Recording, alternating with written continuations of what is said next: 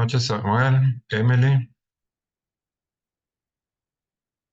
Mientras tanto, ¿tienen alguna pregunta sobre la sumativa uno y lo que es el núcleo temático uno y 2? Eh, Nosotros teníamos, bueno, estamos conversando una duda al respecto, por ejemplo, cuando desarrollar el cuadro de operacionalización de un autor, teníamos la duda de que, o sea, cuando nosotros buscamos autores, generalmente ellos no, o sea, hablan sobre un tema de psicología en específico, pero no muestran o no hemos visto que tengan un cuadro de operacionalización. Entonces no sé Ujú. si eso lo tendríamos que buscar en trabajos ya realizados. Sí, tienen que hacer en trabajo. Pueden utilizar tesis, ¿ok? Trabajos especiales de grado en los cuales se referencian trabajos de esta naturaleza. La idea es que busquen autores reconocidos, no que se vayan a meter a buscar, por ejemplo, Juan Pérez. ¿Quién es Juan Pérez? Y si las hay, lo que tienen que investigar es parte de lo que es el concepto de investigación como tal, ¿no? Sí los hay. La idea entonces es que ustedes vayan leyendo y vayan buscando y vayan armando su tabla y en paralelo busquen un autor famoso o reconocido o que por lo menos tenga aporte en el área. Y en función de eso, cuando vayan a hacer las conclusiones, puedan comparar su trabajo con el autor reconocido. Sí los hay.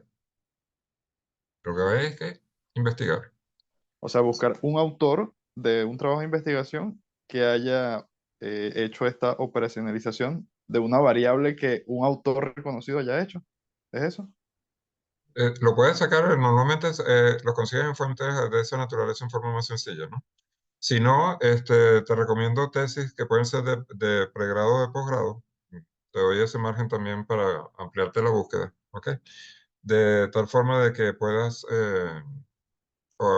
tomar la operacionalización de la variable como tal, ¿no? Siempre y cuando la tesis tenga, o el trabajo especial de grado sepan que pasó con buena nota, ¿no? O fue aprobado, ¿de acuerdo? Ok, ok. Ah, ok. La idea es que ustedes investiguen. Recuerda que todo esto es parte del arqueo bibliográfico, ¿no? Que ustedes tienen que desarrollar. Les recuerdo que como psicólogos, es imposible que nosotros sepamos todos los temas como tal, ¿no? Es imposible que desarrollemos en corto tiempo tan vasta experiencia, ¿no? Entonces, la idea es que cuando enfrentemos un tema nuevo, sepamos cómo investigar, cómo desarrollarlo, cómo acudir a fuentes bibliográficas, a qué fuentes bibliográficas debo acudir que realmente sean confiables. Y inclusive la operacionalización de variables nos permite como un mapeo más claro de hacia dónde apunta la investigación que estamos desarrollando, ¿no? Y cómo debemos atender a nuestro paciente, porque ahí definimos inclusive los tejes que debemos aplicar como tal. Entonces, es un tema muy importante en lo que es la vida del psicólogo futuro, que en este caso son ustedes, ¿no? Deben aprovecharla, deben tratar de sacar al máximo. Mi recomendación, señores, insisto, insisto, insisto, por más que lo digo, siempre hay estudiantes que obviamente se van por el camino fácil, ¿no? No utilicen programas de inteligencia artificial para buscar esto, ¿ok? Desarrollen la investigación, busquen la metodología de investigación. Normalmente no sabemos si realmente la tecnología de inteligencia artificial nos están trayendo información realmente viable o válida, ¿ok? Nos pueden traer algunas fuentes tomadas de ciertas fuentes bibliográficas renombradas, sí. Ahora, ¿qué tanto la cambió? ¿Qué tanto la adaptó? No lo sabemos, ¿ok? No está validado. Entonces, cuidado con eso. ¿De acuerdo? Recuerden indistintamente, lo digo al final del video, el chat es la mejor forma de interactuar con ustedes, entonces por allí nos escribimos y voy aclarando sus dudas que vayan teniendo. Recomendación, la primera actividad tiene fecha 22 y es hasta el 25 como tiempo extendido. Traten de cumplir los plazos establecidos para que puedan entregar a tiempo y no lo dejen a última hora, ¿no? Y después inmediatamente le viene el cuestionario. La primera tarea, como ven, es de investigación y créanme que dependiendo del tema que seleccionen, que sea de tu interés, lo van a disfrutar y además que les va a quedar. Bienvenidos a Psicometría 2. La planificación es la clave del éxito. Sueña, haz que suceda. Bienvenidos a nuestra Universidad Bicentenaria de Aragua. Mi nombre es Osvaldo Carvajal y bienvenidos a Psicometría 2 en lo que respecta al núcleo temático 3 y 4 de nuestra materia. Contenido de este video, hablaremos de qué es la redacción de reactivos, hablaremos sobre la unidad temática 3, redacción de reactivos, el análisis de ítems y su utilidad, y la unidad temática 4, que es el análisis de los ítems. Y por último, hablaremos un poquito sobre lo que es la sumativa número 2. El plan de curso, como ustedes saben, estamos desarrollando nuestra actividad síncrona número 2, la última de este periodo, y que contiene lo que es, como lo dije anteriormente, el núcleo temático 3 de clasificación de reactivos y el núcleo temático 4 que corresponde a evaluar la calidad de los cuestionarios o lo que conocemos como escalas de medición en psicología. Este tema se va a corregir a través de un cuestionario como evidencia de aprendizaje que corresponde, repito, a la sumativa número 2 y cuyo instrumento de evaluación va a ser el registro de observación. En función de lo que ustedes punteen, se corrige. Y tenemos que el valor de esta actividad vale el 50%, que complementado con la primera informe de investigación correspondiente a la sumativa 1, nos da el 100% de la materia del curso. Hablemos de la unidad temática 3, redacción de reactivos. La competencia específica en este tema es de la clasificación de los reactivos con base a uso de criterios de calidad de los ítems, con la finalidad de diseñar cuestionarios o escalas que cumplan con criterios objetivos de eficiencia a la hora de medir variables psicológicas. Para ello, utilizamos como tema de estudio las características, las importancias de los tipos de los reactivos, las escalas de respuesta, tipos y características, criterios formales para la presentación de cuestionarios o escalas de medición en psicología. Nuevamente, como apunté en el video número 1, este video es una pequeña introducción. Les queda a ustedes aplicar el arqueo bibliográfico, hacer las investigaciones respectivas y adicionalmente a ello leer el material que está contenido en la red. La bibliografía recomendada, nuevamente, insisto, pueden utilizar cualquier libro de los que tenemos acá recomendados, pero normalmente hacen las investigaciones en función de lo que es la red Internet. Acudan a fuentes de psicología, a fuentes validadas, a centros de investigación psicológica o institutos psicológicos, universidades que utilizan o den cátedra de psicología. No utilicen blogs, no utilicen Wikipedia, Econopedia o cualquiera de estas páginas genéricas que sí sirven para una idea inicial. ¿Ok? Me dan una idea inicial, pero me toca a mí investigar posteriormente. A veces, yo particularmente, cuando utilizo Wikipedia, lo que tomo realmente son las fuentes bibliográficas, busco las fuentes bibliográficas y me voy a la fuente original. ¿Qué es la redacción de reactivos? Según la Universidad Nacional Autónoma de México, en el 2015, es un examen de un atributo mental, una unidad de medida, con un estímulo y una respuesta preestablecida, de la cual se puede inferir el desempeño del estudiante en algún constructo psicológico, conocimiento, habilidad, cualidad o predisposición. Entonces tenemos que los reactivos, tal cual, es un examen. Es una forma de verificar cómo funciona un atributo, en este caso en el campo de la psicología, un atributo mental.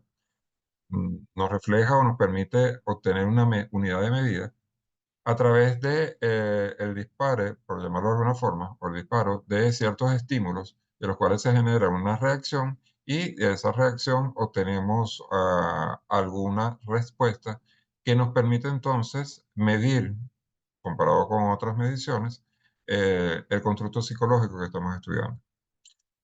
Para la redacción de reactivos, básicamente la prueba debe poseer, uno, lo que decía anteriormente, un estímulo al que responde el examinado, denominado a menudo la base de reactivo.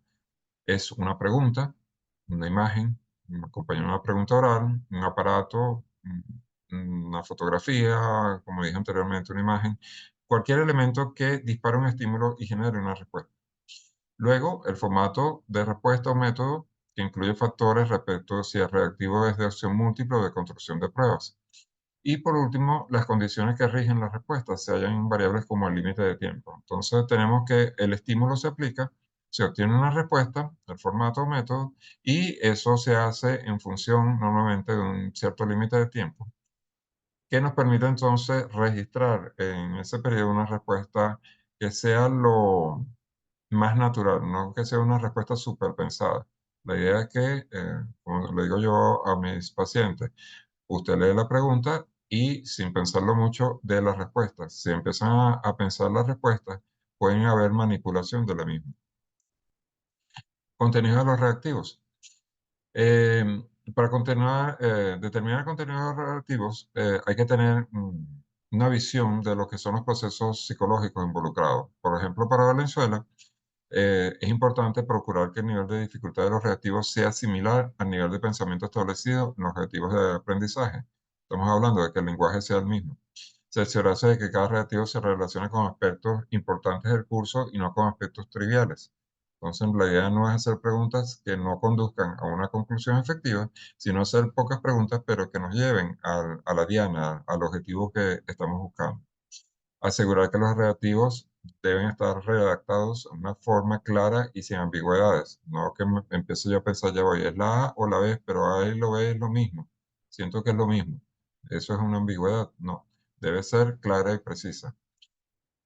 Eh, una pregunta o un reactivo debe ser independiente de la demás, para que así no se den pistas de cómo responder en otro contexto. La idea es que el paciente no empiece ya voy, pero esto lo respondí, ¿qué fue lo que respondí allá atrás para ser eh, coherente con la respuesta que estoy dando, ¿no? Entonces van para atrás buscando la respuesta anterior para contestar la respuesta actual. Se deben evitar preguntas capciosas. El paciente no debe estar perdiendo el tiempo buscando, ya voy, aquí hay una trampa. ¿Qué es lo que me están queriendo decir, ¿no? Además de eso, se debe agrupar todos los reactivos en un formato similar. Si hacemos selección múltiple, todas las preguntas de reactivos son de selección múltiple. Se debe dejar espacio suficiente entre cada reactivo para que la evaluación no luzca apretada, luzca que todo está como demasiado condensado y entonces el paciente se aburre al aplicar la misma. Colocar inmediatamente después del enunciado las tablas o diagramas que requiera el reactivo en caso de ser necesario y se debe redactar la evaluación de tal forma que se tenga el tiempo suficiente para revisar la misma. Los tipos de reactivos básicamente se dividen en dos: reactivos de selección de respuesta y reactivos de construcción de respuesta. En lo primero, que es la selección de respuesta, se le presenta al examinado al menos dos, pero no más de una razonable y pequeña cantidad de opciones, de las cuales tiene que elegir una respuesta. Pueden ser dos, tres, cuatro, cinco máximo. Se denominan reactivos de respuesta múltiple, opción múltiple o de elección forzada. Por ejemplo, se utiliza una estructura de opción múltiple de cuatro o cinco opciones, o la escala de Likert, como es conocida, que va a una escala de, por ejemplo, de completamente de acuerdo a completamente de desacuerdo. Ahorita vamos a ver algunos tipos de ellas. Se califican como correctos o incorrectos. ¿Ok? No hay ambigüedad en la respuesta. Se concede un punto o cero una respuesta correcta o incorrecta, respectivamente, y se contabiliza el total de puntos obtenidos. Una otra forma de calificarlo consiste en conceder un crédito parcial por cada elegir una opción que no es la mejor respuesta posible, pero que no está toda equivocada. O existen variantes, por ejemplo, que cada dos malas elimina una buena. Todo depende de lo que se esté desarrollando. En los de construcción de respuesta se presenta un estímulo, pero no se restringe el formato de la respuesta. O sea, el paciente construye o crea la respuesta. Es una respuesta libre en toda palabra. Una versión en formato de llenar el espacio en blanco, por ejemplo, donde se omite una palabra o frase del enunciado para que el examinado coloque las palabras ausentes. Otra es la prueba de ensayo, en la cual el reactivo de la prueba se presenta una situación o tema y el examinado escribe una respuesta que puede ir de unos cuantos enunciados a varias páginas de texto, dependiendo del contexto o la forma en que se desarrolló el reactivo. Una vez que se han redactado los reactivos, se someten a una revisión desde varias perspectivas. Primero, se revisan en función de su claridad, corrección gramatical y su conformidad con las reglas para la redacción de reactivos. Segundo, en el caso de los reactivos de las pruebas de aprovechamiento, se hace una revisión de la corrección del contenido. Tercero, se buscan posibles sesgos de género, raciales o étnicos. La cuestión es si algo es un reactivo perjudica o es injusto con algún miembro del grupo. Y esto entonces originaría una respuesta inadecuada por parte de nuestro paciente. Si se sospecha que un reactivo afecta de manera no equitativa el desempeño de la prueba, es mejor eliminarlo. De esa forma no se genera ningún tipo de sesgo.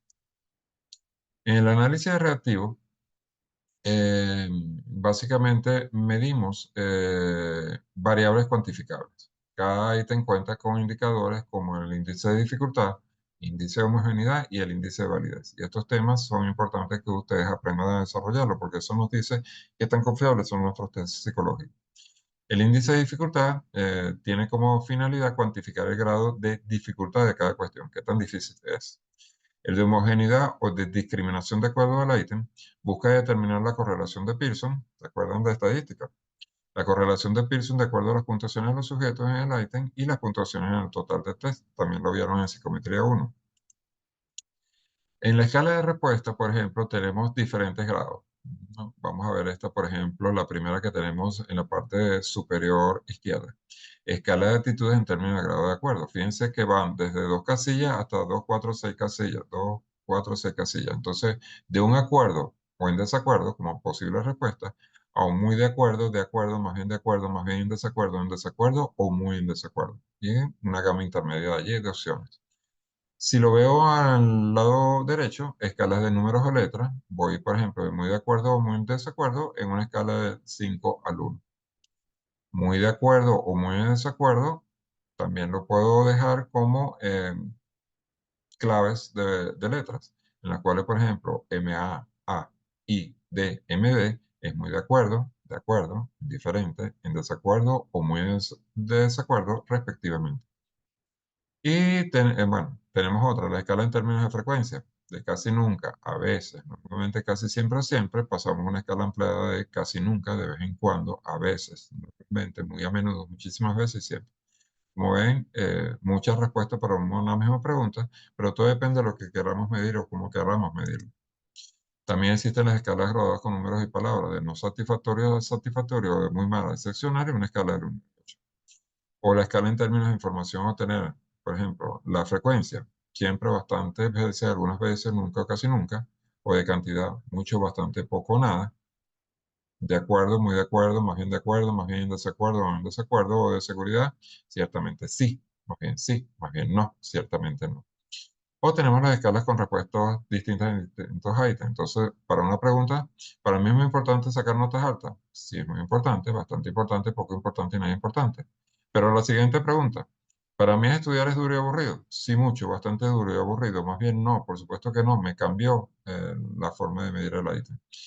La otra pregunta, yo estudio sobre todo porque me gusta estudiar y saber cosas. Sí, sí, pero no mucho. Más bien no, por supuesto que no. Esto obviamente es más complejo y implica una medición estadística más precisa. Normalmente se plantea la duda de qué es un cuestionario, qué es una test y escala, ¿no? Entonces, vamos a ver tres aspectos que los hacen diferentes. Primero, la naturaleza de los ítems. En el cuestionario, cada con cada una de las ítems que se analiza se obtiene información distinta, mientras que en los test y escala los ítems expresan el mismo rango. En la selección de los ítems se aplican criterios lógicos, se pregunta lo que se desea conocer, mientras que en los test y escalas se aplica análisis estadístico de cada ítem antes de ser considerado definitivo. Se valida.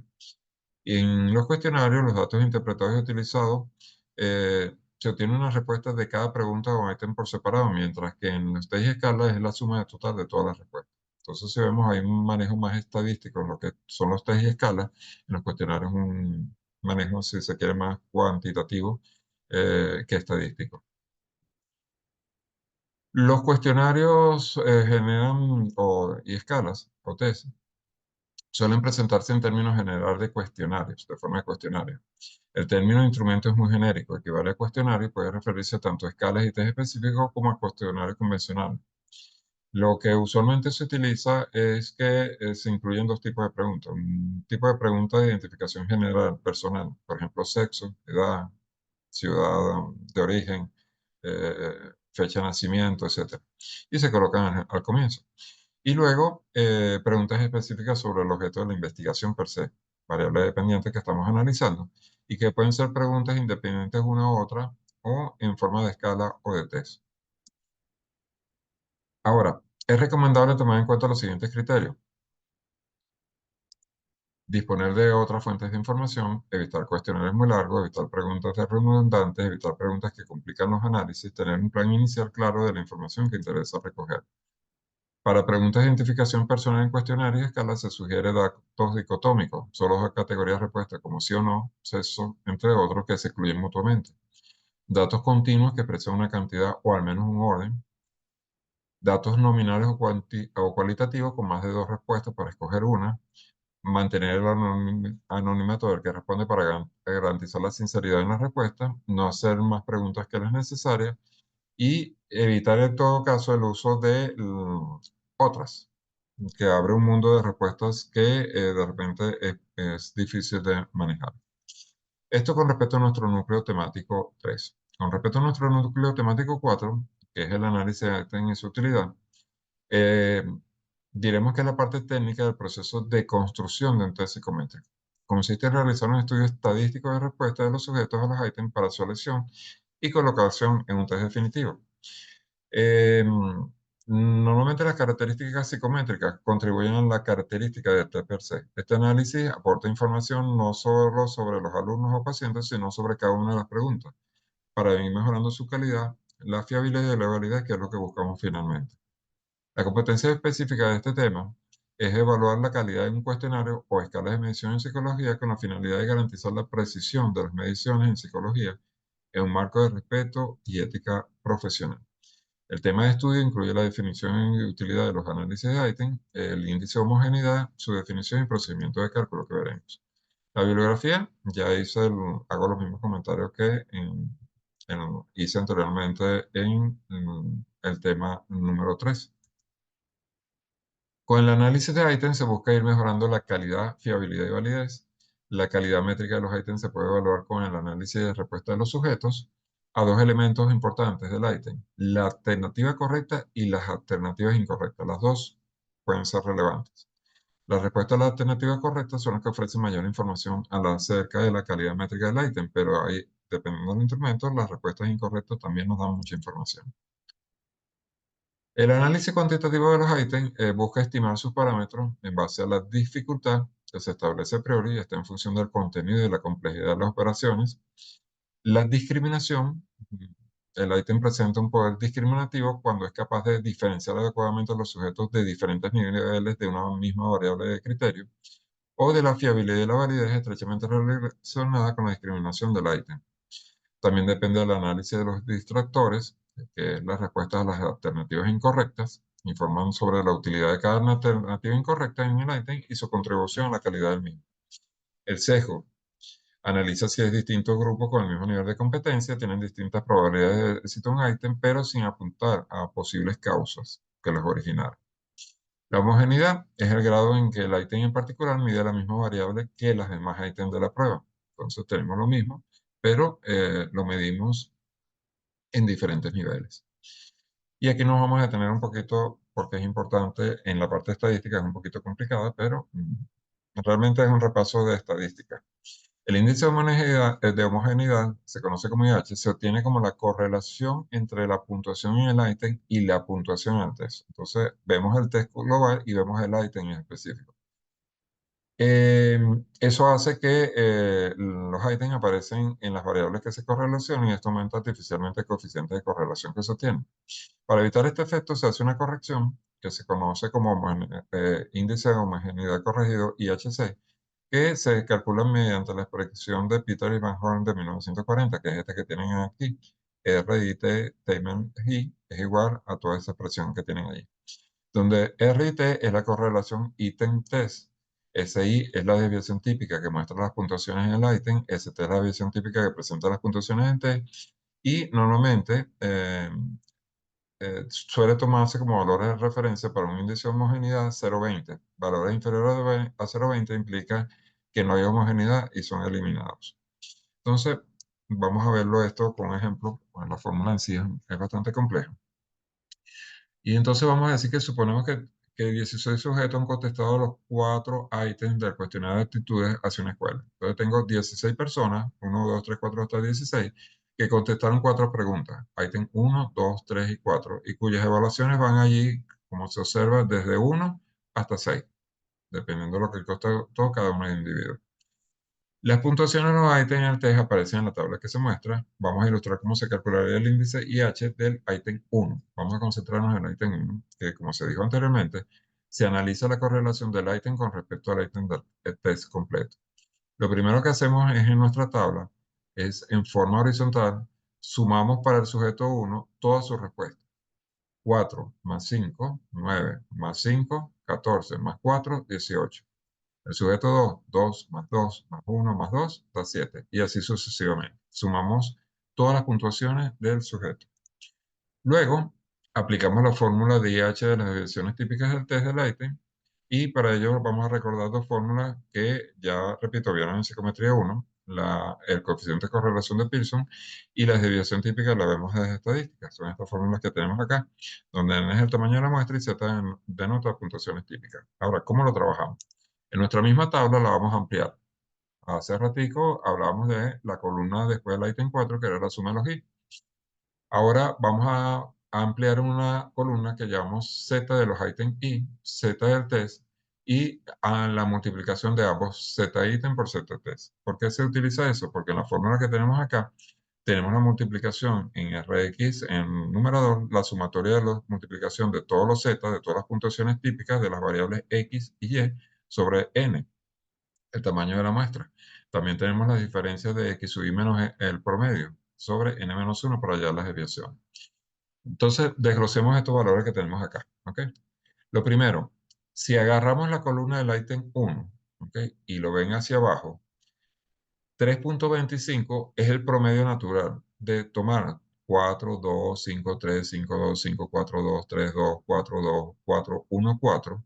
Lo sumo y lo divido entre 16. Eso me da su media. Si lo hacen, va a darles 325.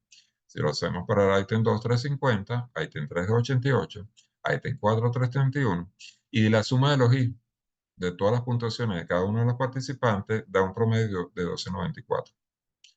Ahora, vamos a aplicar la desviación, eh, la desviación típica, que es esta fórmula que tenemos acá. Fíjense, tomamos el valor x sub i, lo restamos de x, que es el promedio, lo elevamos al cuadrado, lo sumamos todos esos valores y lo dividimos entre menos 1. Si estamos en una hoja de cero, aplicamos la fórmula de desviación. ¿Ok? Si lo hacemos, obtenemos el valor, y los invito a que lo verifiquen, de 1.29, 1.75, 1.96, 1.74, y para el test completo, 6.23. ¿Qué quiere decir? Que para el ítem 1 tenemos una media de 3.25 más o menos 1.29. Para el test global tenemos una media de 12.94 más o menos 6.23. Eso es lo que nos está arrojando esto. Ahora, vamos a calcular los valores típicos del ítem 1. Del ítem 1. Se recuerdan que la pregunta era cómo hacer el análisis para el ítem 1.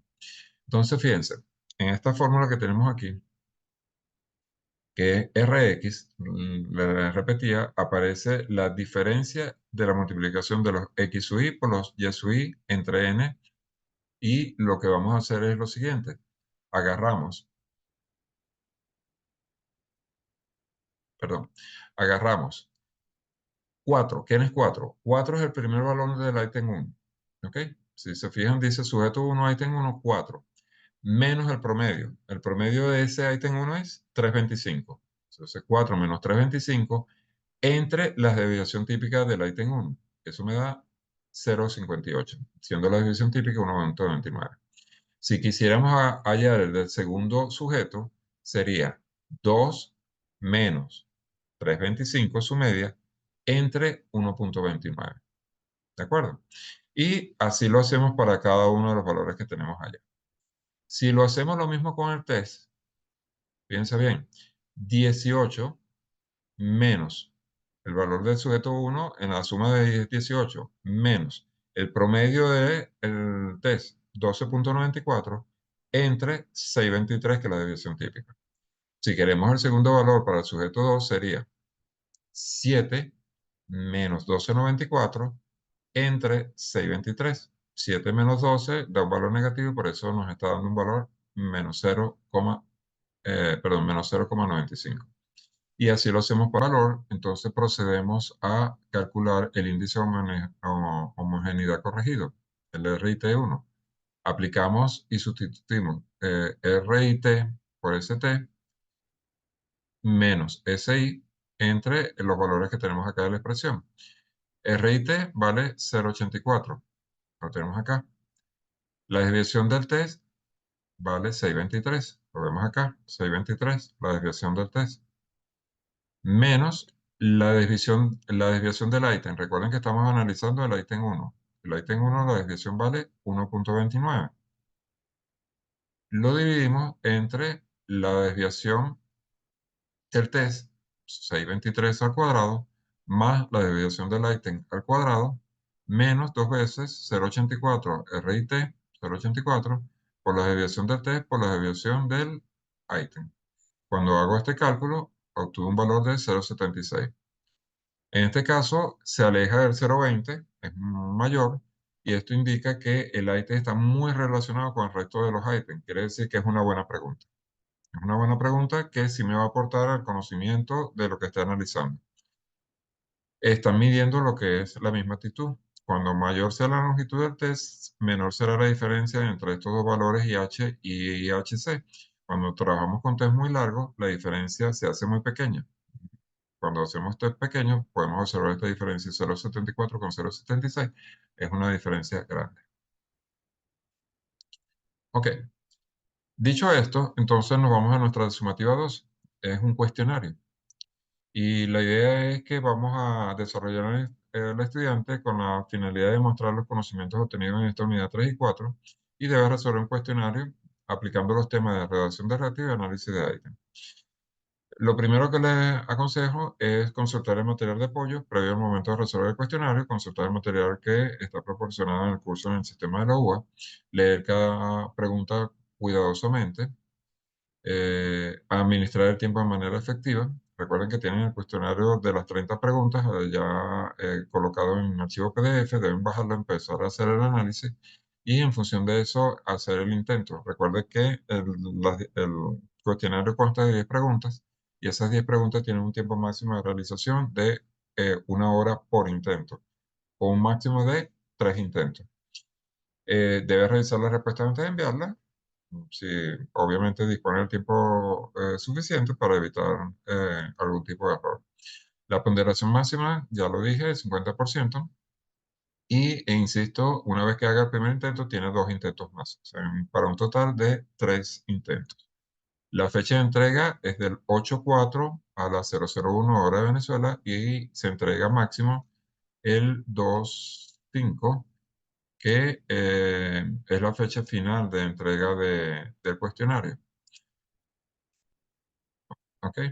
A las 23:59. Ya después del 2/5 no hay nuevas opciones. ¿Ok? Hasta esa fecha tienen la posibilidad de hacer la entrega. Eh, Reitero que en el primer video hubo un error de mi parte. La fecha de inicio es el 8/4 de la sumativa número 1 y es hasta el 22/5. Una fecha límite 25, perdón, hasta el 22/4, quise decir, desde el 8/4 hasta el 22/4, con fecha límite 25/4, ¿de acuerdo? Entonces, por favor, considérenlo a los efectos de la realización de la sumativa. En el portal está bien colocadas las fechas en forma adecuada. Nuevamente, por favor, cualquier duda, pregunta, utilicen el foro de duda, la mensajería, que con todo gusto los atenderé por allí. Gracias y bueno, les deseo un exitoso final de periodo.